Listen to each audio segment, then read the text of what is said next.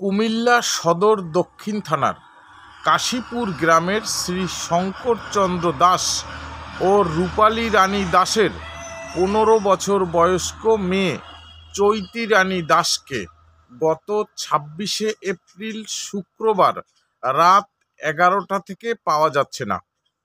এ ঘটনায় ওই দিন রাতেই কুমিল্লা সদর দক্ষিণ মডেল থানায় জনৈক মোহাম্মদ সুমনকে বিবাদী করে একটি অভিযোগ দাখিল করেছেন চৈতি রানী দাসের পিতা শ্রী শঙ্করচন্দ্র দাস। অভিযোগে তিনি উল্লেখ করেছেন, অজ্ঞাত ঠিকানার মোহাম্মদ সুমন এবং 1 নং বিবাদী তাহার মেয়ের স্কুলে যাতায়াতের পথে কুপ্রস্তাব দিত এবং অশ্লীল কথাবার্তা বলিত। ঘটনার পর হইতে ওই এলাকায় মোহাম্মদ সুমনকে আর পাওয়া যাচ্ছে না। ধারণা করা হচ্ছে মোহাম্মদ সুমনই মধ্যম বিজয়পুর আদর্শ উচ্চ মাধ্যমিক বিদ্যালয়ে 10ম শ্রেণীতে পড়ুয়া অপ্রাপ্ত বয়স্ক চৈতি রানী দাসকে অপহরণ করে নিয়ে গেছে। উল্লেখ্য যে 1 নং বিবাদী মোহাম্মদ সুমন কুমিল্লা সদর দক্ষিণ মডেল থানার কাশীপুর গ্রামের মোহাম্মদ নুরুল ইসলামের গরু ও মুরগির ফার্মে কর্মচারী হিসাবে কাজ করত। এ ঘটনায় কুমিল্লা সদর দক্ষিণ থানার ভারপ্রাপ্ত কর্মকর্তা বাদী শ্রী শঙ্করচন্দ্র দাসের লিখিত অভিযোগ প্রাপ্তির কথা স্বীকার করে জানিয়েছেন, অপ্রাপ্ত বয়স্ক চৈতি রানী দাসকে উদ্ধারের আইনগত প্রক্রিয়া অব্যাহত রয়েছে। সুপ্রিয় দর্শক, এই হলো পরিস্থিতি।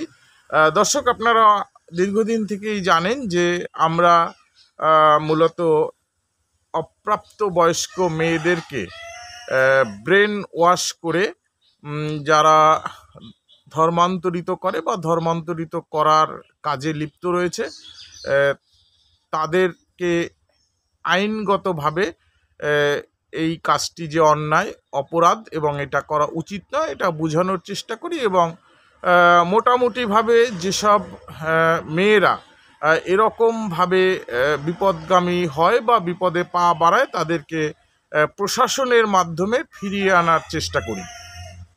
কখনো সফল হই, কখনো সফল হই না।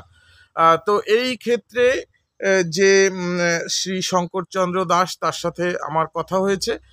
তিনি বারবারই বলেছেন যে তার মেয়েকে বিভিন্নভাবে ফুসলিয়ে ভয় দেখিয়ে তার মেয়েটিকে এই মোহাম্মদ সুমন মিয়া সে নিয়ে গেছে এবং সম্ভবত এই সুমন মিয়ার কিন্তু বাড়িঘর কোথায়, বাবা মায়ের নাম কি, এটা এখন পর্যন্ত উদ্ধার করা সম্ভব হয়নি। তবে যতটুকু ধারণা করা গেছে বা যতটুকু আশ করা গেছে, অনুমান করা গেছে, তাতে মনে হচ্ছে যে পঞ্চগড় জেলায় কোথাও একটা তার মেয়েকে নিয়ে আটকে রাখা হয়েছে।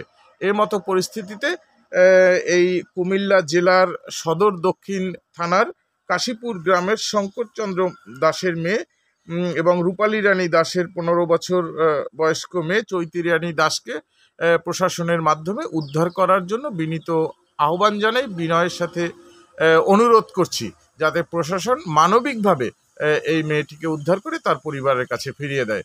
যারা ভিডিওটি নিপীড়িতের কণ্ঠস্বর ফেসবুকে দেখছেন তারা অবশ্যই পেজটি শেয়ার করবেন, লাইক, কমেন্ট করবেন এবং ফলোয়ার হবেন। এবং যারা চন্দ্র মিডিয়া কর্নার ইউটিউব চ্যানেলে ভিডিওটি দেখছেন তারা অবশ্যই চন্দ্র মিডিয়া কর্নার ইউটিউব চ্যানেলটি সাবস্ক্রাইব করবেন, লাইক, কমেন্ট ও শেয়ার করবেন। ধন্যবাদ সকলকে। সকলে ভালো থাকবেন, সুস্থ থাকবেন এবং নিরাপদে থাকবেন। এবং দেশের কোথাও যদি এরকম কোনো ঘটনা, দুর্ঘটনা আপনাদের কাছে আসে বা আপনার জেনে শুনে থাকেন তাহলে অবশ্যই আমার এই পেজের প্রোফাইলে হোয়াটসঅ্যাপ নাম্বার দেওয়া আছে, আপনারা দয়া করে আমার সাথে হোয়াটসঅ্যাপে যোগাযোগ করতে পারবেন। সকলে আমার এই পেজের প্রোফাইলটি ওপেন করবেন। পেজের প্রোফাইলটিতে হোয়াটসঅ্যাপ দেওয়া আছে এবং হোয়াটসঅ্যাপে নক করতে পারবেন, কথা বলতে পারবেন।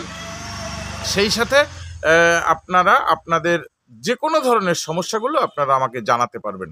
ধন্যবাদ সকলকে।